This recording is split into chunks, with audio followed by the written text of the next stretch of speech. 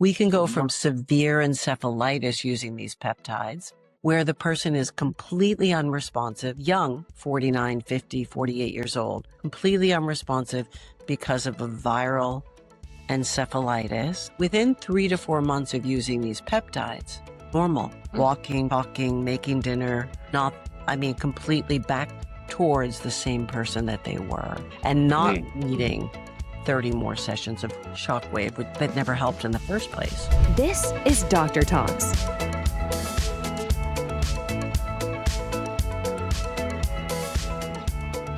Hey everybody, we want to welcome you back to the Peptides and Bioregulators Summit. I have a real treat for you today. I have a super mom, a super doctor, a super healer, just a pioneer in the place of peptides and bioregulators, even with Dr. Holtorf himself. I have the most beautiful, kind, and amazing woman on the planet. We have Dr. Kathleen O'Neil. Thank you so much, Dr. O'Neil, for joining me. And I just appreciate the time that you're going to take to just break down some probably nerdy and powerful stories that we can share together. And I'm excited for our audience to encounter it. Wow. Thank you, Michael. Yeah, it's a pleasure to be here. I just have had we have so much history with Dr. Holtorf and myself, and have always enjoyed working with him, learning from him, and just kind of bantering all of these things around and just growing and expanding and educating as much as we can to help others heal in their journeys for healing. Yes, let's go. And Dr. O'Neil, what was your first introduction into the peptide space? Like how did peptides become a part of a healing tool that you use in your life or your practice? I mean, the most amazing thing about the journey that I've had is that I'm a conventionally trained Boston doctor from one of those Ivy League schools, which is incredibly mainstream. But I always had questions, and I had questions because when I started out as an athlete and a coach at a high level, elite level, and I knew that there was more than just hormones and other things. So we never even used back in the day, in the 90s, as a physician at some of these mainstream institutions. So fast forward in the 90s and in the early 2000s, I had colleagues here in Boston who were interested in the stem cell space. So you enter the stem cell space on their boards, and then you expand the stem cell space to other people. And I ended up working with the group every week, meeting on a group call, global, with stem cell doctors. So fortunately, I had met those stem cell doctors because you never know what's going to unroll, right? Later, fast forward, I guess probably about 6 or 7 years later, my son's in college out in California. I'm still in Boston. I've been a Boston gal my whole life, born and raised, could be Ben Affleck's sister, except I'm young. Oh, that's awesome. I love that. Right? His older sister, or Matt Damon. At any rate, so my son's out in college, and I'm still working with this group in Southern California on stem cells, etc. But it was a global group, and we were just bantering cases and learning about cases weekly for a long time. They were in Irvine. And ultimately, my son ends up on a college campus in Northern California watching a football game from his school, his college. And there's a random act of violence, and he ends up being beaten in the head with a crowbar. And then push comes to shove, he ends up being robbed and left for dead, and ends up in Oakland, California in a hospital with no identification or anything. So the mother of necessity, I was actually in Italy at the time with his sisters, and I get that call that he was found in this hospital and he's unconscious and he's had 5 brain bleeds. And what's going to happen? So immediately I start to call. Luckily, I have friends. I mean, you never know who your friends are and how they're going to be there to help you later, right? Yes. I mean, clearly it's 11, 12 years later, so I can talk about this still good. But at any rate, prepared that he would go down to Southern California when able, and we would do things. And in the conversation with this group, that was when I learned of peptides. So this was just 2013, 2014, let's do peptides for your son. We may do other things, whether it's stem cells or other things, but let's just really think about how to heal the brain. Cerebrolysin, thymosin beta, all of these different peptides. And I had maybe heard of them in the conversations, but they didn't ring a bell because I didn't have access to them, really. These were more, kind of not easily accessed at that moment in time.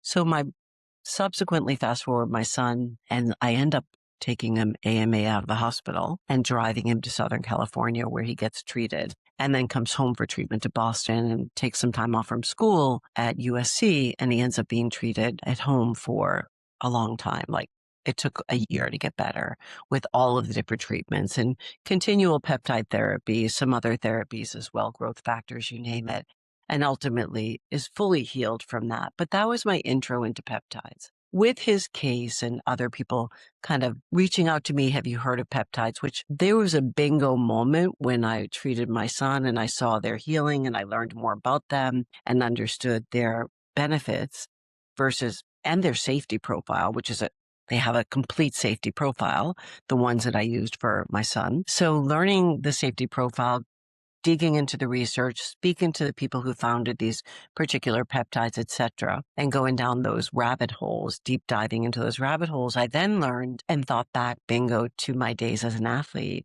and realizing that it wasn't hormones that athletes were taking from Russia, from East Germany. It was, Cold War then and all through the early 80s, 80 through 84, the people from the Russian bloc countries really did not look human. And they won everything. And we lost. And I just knew that it wasn't hormones, even at that moment in the 80s, because we were all testing our urine in the same bathrooms and nothing was happening. And I know hormones, having been a physiologist, were easy to discover. Peptides were not, though. Right? Respectively, you learn that. So it's interesting. So fast forward, started to teach on the case studies that I had of patients with peptides. And I used more and more. Another young boy I used right around the time of my son, who was like 10 years old. I knew his parents and he had lost all of his hair, literally bald. Compared to you, bald in a day on a trip over Christmas holiday. And the parents called and said, our son lost his hair. What do you think is the issue? We think it's Lyme. They were in Europe. I'm like, it's not Lyme in January. I can tell you that much. But if you think it's Lyme, okay, go and get it treated for Lyme. So he subsequently went to Children's Hospital and they treated him for 5 or 6 months. He didn't get better. This boy came to my office, my clinic in Boston, had a private clinic for over 17 years. And we treated him with peptides and other things. And he got a whole head of hair like mine. Wow. That's literally from May until September by the time school started. So it was an immune situation. So these are the cases that I've been seeing like all the time, pre-COVID, post-COVID, of how do we use peptides and what we can do with them. And with over 12 years of experience with them, using them in patients every week, I want to say every day. Maybe I'm exaggerating when I say that, embellishing a little bit, but literally multiple patients a week for long periods of time and knowing the safety profiles. I'm at a minuscule dose. It's basically microdosing of these peptides, whether it's thymosin alpha, thymosin beta, cerebrolysin, a GLP-1, glutathione's a peptide, or any of the other more advanced peptides, MOTS-C, SS31, you name it.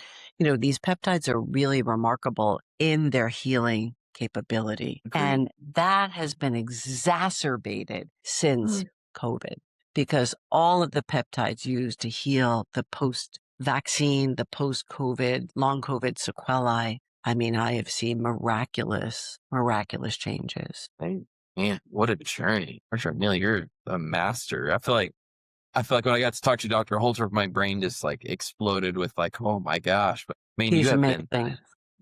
He's a dynamic brain to say the least, but I really appreciate that full spectrum story, and what a powerful way to not only be like a practitioner to patients, but to be a practitioner mom.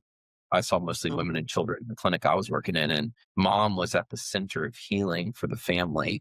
And so it's really, really powerful. I just like that story that, man, you got to use something that now you're using on all your patients that brought your son's life back. And I had a similar interest in peptides from an old colleague of mine who's a pharmacist. Her name is Lisa Brock. I was working in a clinic. We had supplements, we had all types of stuff, detoxing, EDTA, chelation therapy, all these different tools at hand. And I started to become follically challenged at an early age. And, my dad has the widow's peak, classic. we call it. And my older brother was bald by age 19. Wow.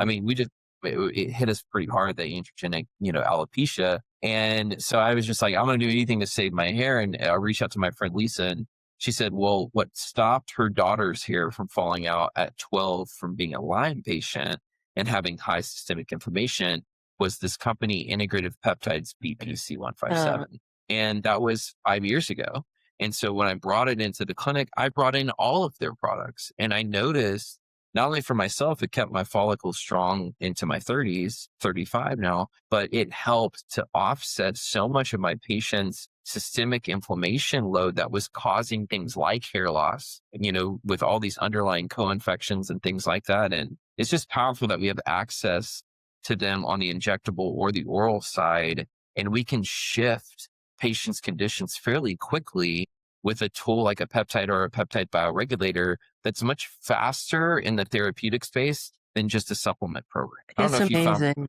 I mean, to get the patient to understand and to trust and to develop the rapport with the patient whenever there's a problem that, I mean, you lose your hair as a young person, a 12-year-old, a 10-year-old, it's devastating, right? This young boy began to wet his bed and it was very difficult socially. Of course, who wants to lose their hair? So one of the things that's funny about his story is, again, he was one of the early on patients that I used it for. And I remember so at that time, that was what I knew.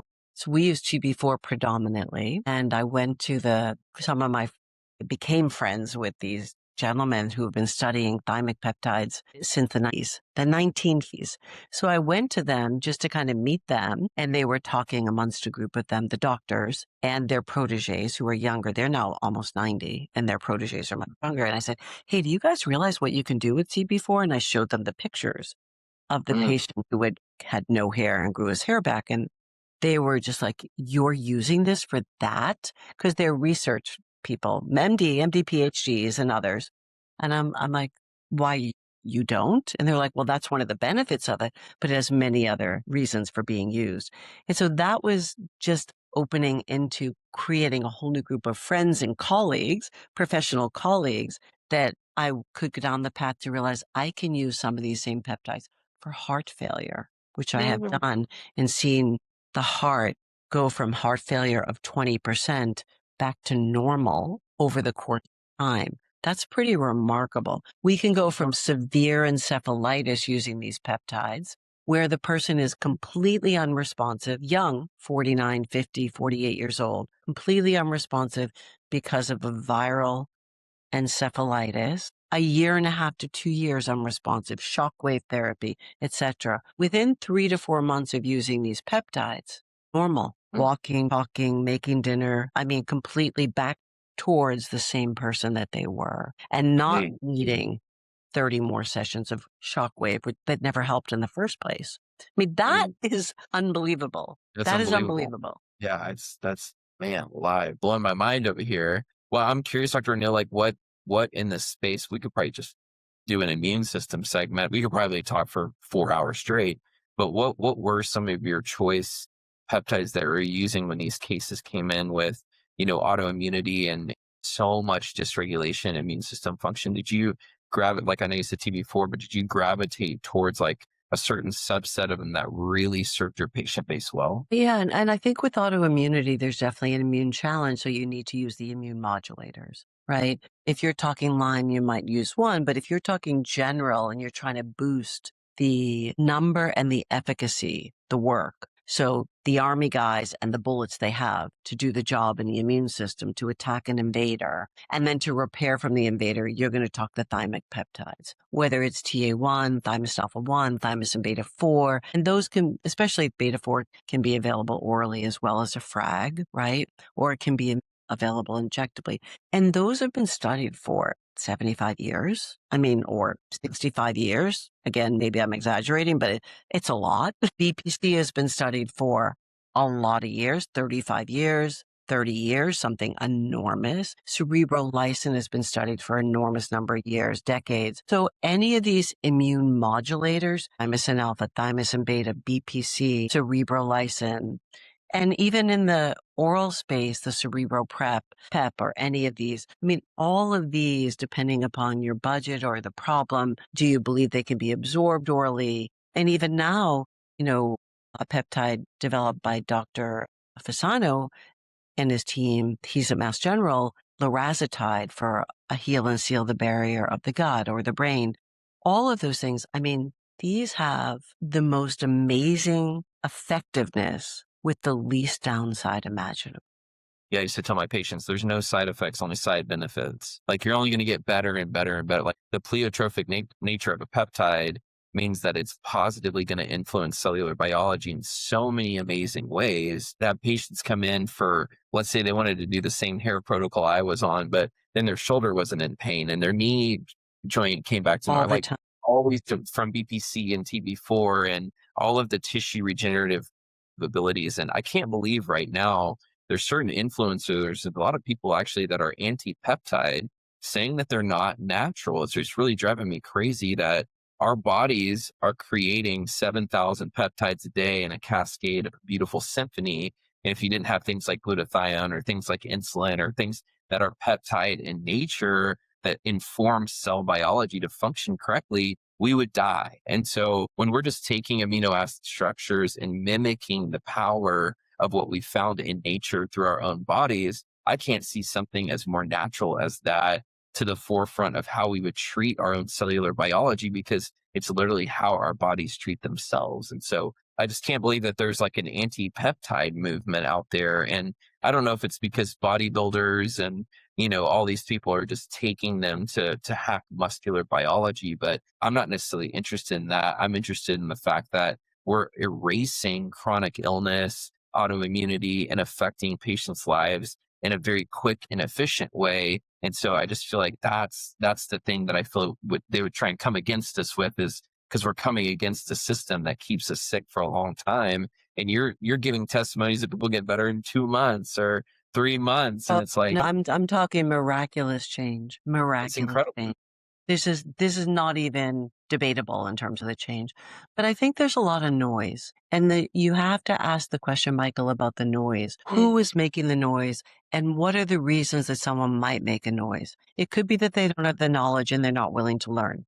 They want to be in a box. It could be that they have, some emotional interest in it. Like, no, it couldn't be that easy. Because I remember I was diagnosed with an autoimmune condition that uses a peptide, type 1 diabetes. Insulin is a protein peptide, when I was in my 40s. And I remember my first lecture that I went to where I learned and heard that if you just did A, B, or C, and I was pretty conventional mainstream at the time, that you might have mitigated diabetes. Well, I thought I had mitigated it for a long time because I was health oriented. So I thought I had mitigated. I thought that if there was one thing I would never get, it would be diabetes. And then I get it. And then I hear somebody who's now deceased, who I respect enormously and wish she were still here, talking about, some of the precursors and what are the susceptibilities and vulnerabilities you could have, that there may be some viral associations, that there may be some vitamin D deficiency associations.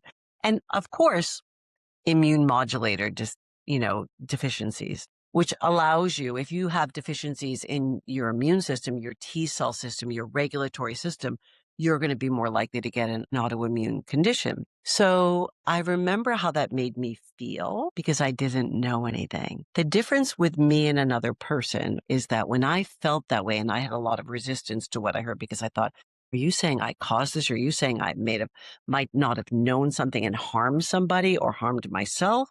Then what I do in those situations where I have a big response, where it's like, oh no, what did I miss or what did I not know, as a clinician, because we want to know a lot, we want to help. That makes me dive deeper. Yeah. My response is to say, what do I not know? What can I read? What can I know? What can I learn? And as I dove deeper with that response of talk to the hand to this clinician, I learned, wow, there was truth to this. Those were just papers I hadn't seen, hadn't read. So there's a lot of noise. There's a lot of information that keeps us in a lane. If we can expand our view and we can take these glasses off and put on new glasses, it's kind of like I say, when you go to the eye doctor, they say, is this better or is this better? Is this better or is this better? You could change your view and you can see more clearly when you open up and expand what you're willing to learn or know. You can always make a decision that it doesn't feel right for you, but the noise has to be noise that's spoken from a place of, do you know about this or do you not? If you don't know about it, don't say it's bad. Think it's the be all and end all. I really don't think anything's that way, because think of how how fast medicine is changing today. So AI, LI, living intelligence, all of these things are changing medicine today. What we have to think of AI as is, what is the actionable information that we can use to do something that's safe, therapeutically effective, and somehow sustainable? Safe means without harm. And you mentioned a couple things. Three things you mentioned. One is pleiotropic. What does pleiotropic mean? It means that there are many functions that one thing in our body will do. Well, if we have something that's intended to do many functions, it may need, like a peptide, it may need that we have to supply a little more of it. So it may need, and there's a study on heart failure where one of the docs who previously was in the States but is now in Hungary presented long-term research, more than a decade's research on using thymic peptides for heart failure and demonstrating that there was tremendous benefit because there was thymic peptides available at the source, but they couldn't get where they needed to go. So giving them exogenously through an injection boosted the response. I mean, like, that's your point, right? Number two, you said was this cellular healing, molecular cellular healing. And what I teach a lot on is signaling mechanisms. How does signaling mechanisms work? And having had type 1 diabetes and taking insulin for a quarter of a century has taught me more about signaling than anything I ever thought I could learn in a medical school textbook about how peptides signal, right? So I can appreciate from the experience that I've had, lived experience, yours, mine, and others, is valuable. It's noise that needs to be upgraded. We need to upgrade the noise of what the experience is, the lived experience of individuals who experience the magnitude of the benefit of, like, my patients and like you and like me and my son. Because if we don't, then it's going to be 20 years of this head-to-head research of this versus that. And then it's another 17 years before it gets to the doctor's office. And we don't have that kind of time for something that's safe. Agree. We don't. Yeah, I agree. Yeah. Yeah, we're in the future now, and we're literally paving it with every choice we take to further the peptide research, which there's no greater research than the years you put in, the years Dr. Holtorf's put into it, the testimonies of our own bodies. You know, your son, Dr. Holtorf, me. I mean, it's incredible. And now with peptide bioregulators, it's like you have something for cellular signaling, you have something to turn on RNA, DNA transcription factors for healing themselves, and glandular restoration. There's literally a whole symphony of things that you can pull from that are so adhered to our biological state that it's like, I feel so grateful and thankful to have found something that has such clinical relevance in our community and can really shift how we treat anyone. And it's just been such a blessing in my journey to be able to be around the pioneers of the industry like you are, Dr. O'Neil, and with, Dr. Holtorf, and just the ones who were trying on themselves or, making sure that it worked for them before they gave it to their patients. And Dr. Holtorf getting his cardiology back after his Lyme infection. And I mean, there's just so many stories of it restoring the body back to homeostasis. And I believe all of those trump the white noise of the systemic inflammation disruptors to the truth of what actually healed our bodies. And I feel like it's a good time to turn down the programming that we're told, from media and culture and things. Tap into something. If you've never tried peptides, if you just got a bottle of BPC 157 or start putting some in your arm, you're going to notice a lot of benefits. It's undeniable, the pleiotrophisms and the bioregulatory effects and how amazing you can feel. And so take this conversation, listeners, if you haven't even took a step into it, let this be an invitation for you to be able to utilize tools, peptides and bioregulators for you to bring healing to your own body. And so just thank you, Dr. O'Neil, because I feel like you're an eloquent speaker in the way that you're kind of putting the puzzle together for a patient's healing journey. And I'm curious, Dr. O'Neil, are you working on anything? Do you have anything that you want to provide our audience for? They can reach out to you or learn more about you and the research that you're doing with your patient base. Yeah, there's a lot I'm doing, which is kind of fun. One last thing about your point, which is brilliant about the symphony, the fact of pleiotropism and the multiple mechanisms that these work by. creates a symphony, which our body is intended to do. And the last point is anyone that would be opposed to this, there's so much money spent on biologics, and all the money today spent on pharmaceutical is around peptide-like small molecules or peptide small molecules. The fact that the money is put into that tells you the value and the 100%. impact that peptides will make. It doesn't have to cost $100,000 a year to get a biologic. It can cost, I don't know, $1,000 a year to have the biologic of a peptide orally or injectably for a healing program that you need. I'm working on several things. One, I have a really big longevity symposium with global speakers coming to Boston for consumers. It's a consumer event. And I'm so proud of this event because I have colleagues and friends like Dr. Holtorf in the field that I've been working with for 10 to 15 years that have agreed to come, that I believe in and I trust as educators and people with science background that will speak to the consumers here in my hometown, which I love so well, and educate them on what does it take to be a longevity patient, which includes peptides. So it's the basics and the foundation of the gut health, the brain health, etc. And then the secondary part of the conference in the afternoon is all on peptides and the value of peptides. So that's one thing I have going on. And then I have 3 case report books with a series of 8 case reports that I'll be publishing. I like the number 8 because it means infinity, and I believe these are infinitely possible, and thus I wear my Legos to put together my necklaces the way I want and peptides the way I want for healing with a patient. But yeah, so I have books that are coming out, and I also have the Longevity Symposium, among other projects that I'm working on. It's been such a pleasure, Michael, to just do this with you and with Dr. Holtorf. He is just such a renegade in this field, and I have so much respect for him and all of the concern. And the first thing that we all think of is do no harm and do the best you can with any tool that you have to offer safe, effective, sustainable solutions for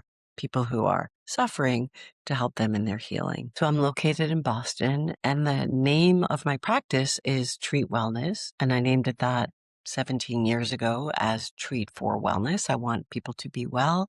I think of myself as a longevity doctor trying to improve the quality of years lived. For whatever time we live, it must be quality. And my patients are longevity patients. So we're in Boston at Treat Wellness, www.treatwellness.boston. If you have any questions, if you're interested in education or anything else that we can do for you, please feel free to reach out at any point in time.